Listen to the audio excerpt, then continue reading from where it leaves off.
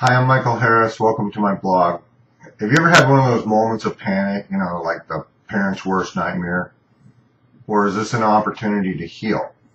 Now, if you've got a loved one who's injured or ill or dying, it can really seem like that way. It's also a question of what if the injury is mental or emotional? So I got a question for you. What happens when somebody that you care about is hurt beyond words, or if a person, a part of their body, their illness or disease doesn't have a mouth or doesn't have a way of expressing itself in a way that you can understand?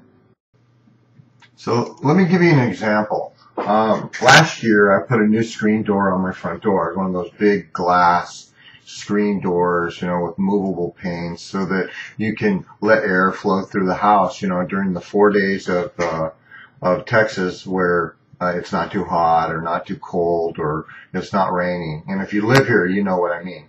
My daughter Sage was running through the house, and going in and out of the door, because she's 5 and the door was new and that's what they do.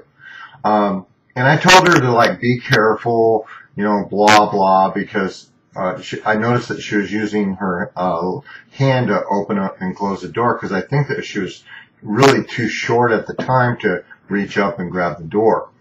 And you know what's going to happen next, right? She's going to catch her finger in the door, and that's exactly what happened. And I knew that this was true because I could hear her screaming all the way to the end of the house.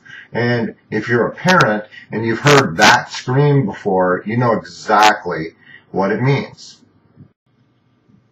So when I got there, I opened up the door, got her hand out, and I looked down to see if there were any fingers or fingertips down at the bottom of the door frame. But there wasn't really any blood.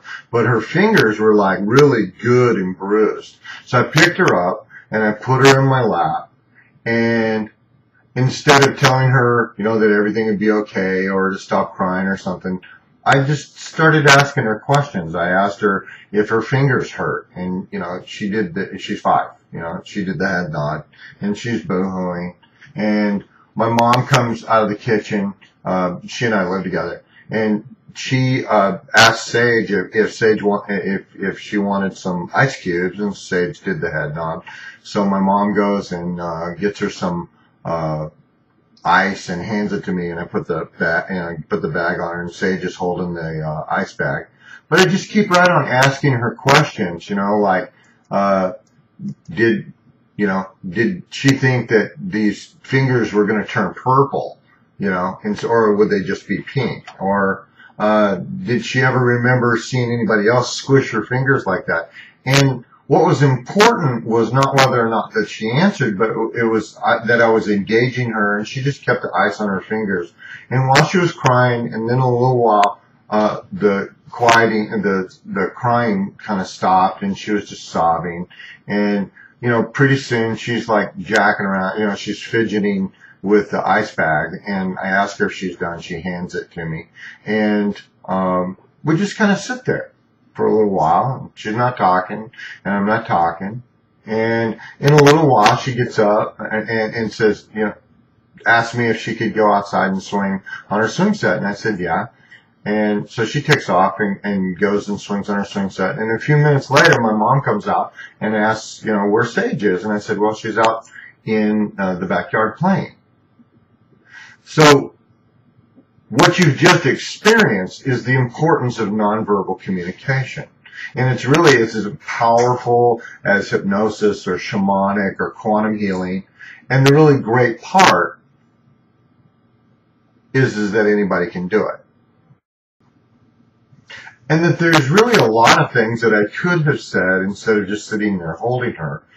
Some of our standard adult responses might be, I could have made her wrong for getting injured. Or I could have shortened her crying time because I personally wouldn't have cried as long as she did. Or I could have shamed her for even having emotions about getting hurt after I already told her to be careful.